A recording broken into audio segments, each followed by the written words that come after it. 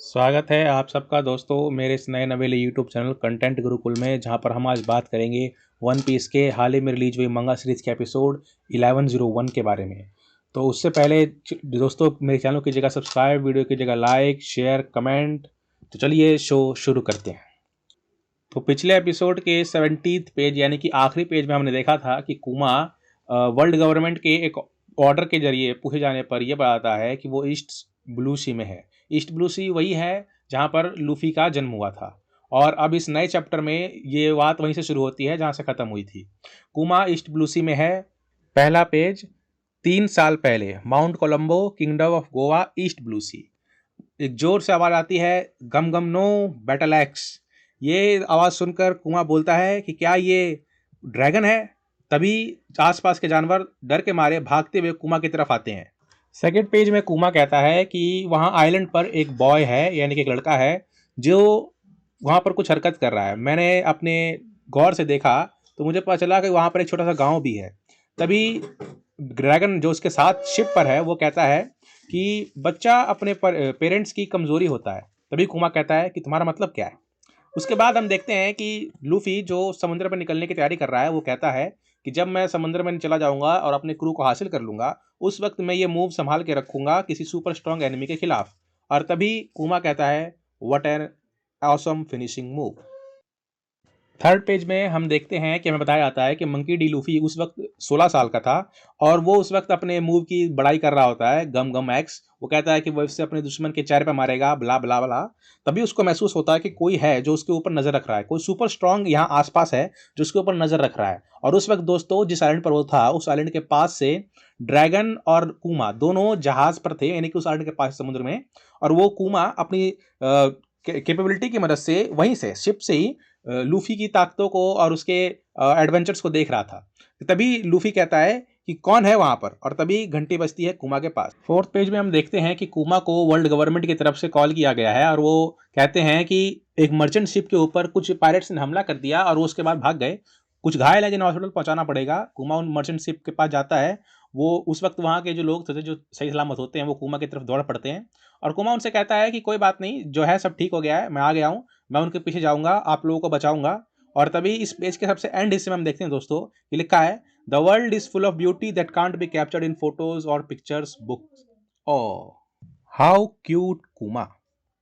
Fifth page में Bonney अपने dad यानी कि कुमा के लेटर्स का इंतजार करती रहती है, और वो बार बार पोस्टमैन को परेशान करती है, और वो उससे पूछती है कि क्या वो लेटर्स आ गए, क्या वो लेटर्स आ गए।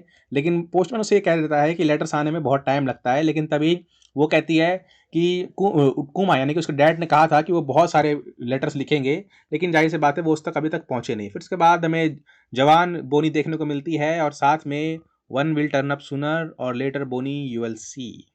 सिक्स पेज में हम देखते हैं दोस्तों कि वो बोनी जो अपने फादर के लेटर का इंतजार कर रही है, उसे अपने फादर के लेटर्स कभी मिलते ही नहीं है, सिर्फ न्यूज़पेपर मिलते हैं। उसके पीछे की वजह यह है कि वो जो नर्स जो बोनी का ख्याल रख रही है, वो उन लेटर्स को फाड़ देती है बगैर बोनी को पता चले। वो ऐसा क्यों करती है, उसके अपने कुछ रीजंस होंगे। हो सकता है उसे सेलेस्टियल ड्रैगन्स ने अपॉइंट किया हो बोनी के लिए, या उसे सेलेस्टियल ड्रैगन्स के लिए सटन के लिए काम करती हो। लेकिन इधर तो अभी यही दिख रहा है कि वो उन लेटर्स को फाड़ रही है, बोनी को नहीं मिलने दे रही है। आगे हम देखते हैं कि वो नर्स बोनी को दवाई खिला रही होती है, और बोनी को कहती है कि ये कड़वा है, और वो नर्स ये कहती है इसका मतलब है कि दवाई असर कर रही है। अब अगले उसमें देखते हैं कि हमारे जो डॉक्टर हैं, डॉक्टर वेगापंग साहब जो हैं अपने आइलैंड को दिखा रहे हैं कुमा को। वो बताते हैं कि ये इसमें से जो तुम देख रहे हो, इस पेज में जो आप देख पा रहे हैं, उसमें से आधा होलोग्राफिक है। मैंने पंख हजार्ड के लिए भी कुछ ऐसा ही प्लान किया है। और कुमा उसको अमेजिंग डॉक्टर कहता है। वो कहता है कि मैं ये विश्वास नहीं कर पा रहा हूँ कि आपने कुछ ऐसा बना दिया है। उसके बाद हम देखते हैं कि एक लेडी आती है, और वो कुमा से कहती है कि मैंने सुना है कि तुम अपनी याददाश्त और इंसानियत खो दोगे इस ट्रायल के पूरा होने के बाद। तभी वेगापंक कहता है कि इसमें कोई बड़ी बात नहीं है।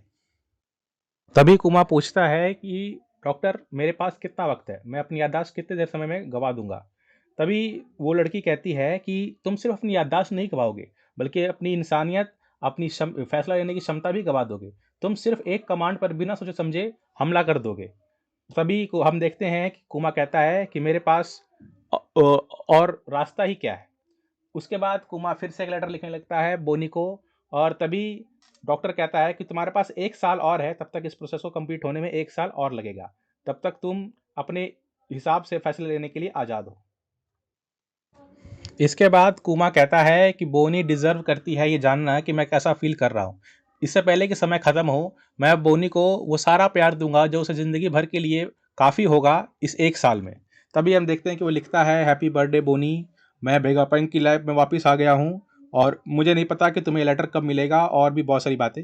उसके बाद हम देखते हैं कि बोनी का उसके आइलैंड में जन्मदिन मनाया जा रहा है। वहाँ बोनी अपने बर्थडे को एंजॉय करती है। वो ढेर सारा खाना खाती है जो ग्रैनी कोनी ने उसके लिए बनाया है और वो उसके बाद फिर उदास हो जाती है जब वो ये देखती है कि अभी भी उसे कोई लेटर नहीं मिला। वो 9 साल की हो गई है और उसे अब तक डैडी का कोई लेटर नहीं मिला है और वो कहती है यू सेड यूड राइट, मतलब पापा आपने कहा था कि आप लेटर्स लिखोगे।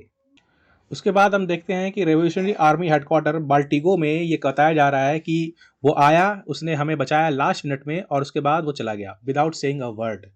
उसके बाद ये बात की जा रही थी कि क्या कुमा फिर से हमें बचाने आएगा, कि तभी ड्रैगन वो कहता है कि वो हमें अंधेरे में रख रहा है, जरूर उसके पास उसकी कोई वजह होगी। और तभी कुमा वहां से बगैर कुछ भी शब्द किए वापिस चला जाता है। और हम देखते हैं कि एक 1.5 साल और गुजर गया है और अभी तक बोनी को उसके पिता के द्वारा लिखा गया एक भी लेटर नहीं मिला।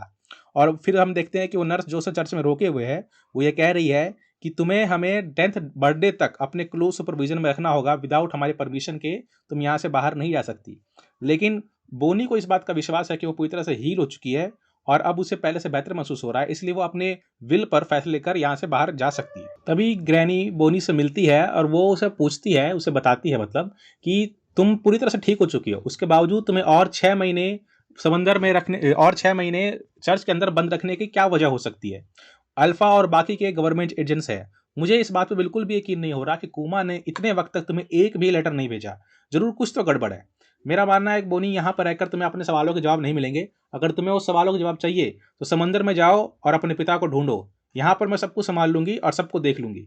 तुम्हें समंदर में जाना होगा कुमा के पास। उसके बाद 13th पेज पर हम देखते हैं कि बोनी चर्च से भाग गई है और वो सीधा पोर्ट की तरफ जा रही है, जहां पर एक शिप खड़ी हुई है जिसमें वो भागने का प्लान कर रही है। इधर अल्फा को ग्रैनी ने रोक रखा है और बोनी उस शिप पर चढ़ गई है और सेल सेट हो चुकी है और अब बोनी आइलैंड को छोड़ के वापिस जा रही है और वो कह रही है क्वीन डाउगेगर आउटसाइड। और आखिरी पेज में हम देखते हैं दोस्तों कि बोनी शिप पर चढ़ चुकी है, वो एक फिशरमैन की शिप है और वो आइलैंड से भागने वाली है। कि तभी अल्फा को पता चल जाता है कि बोनी आइलैंड को छोड़ के भाग रही है और वो अपने असली रूप में रहती है। वो जोर से कहती है गिव मी अ निकाइश फ्यूचर।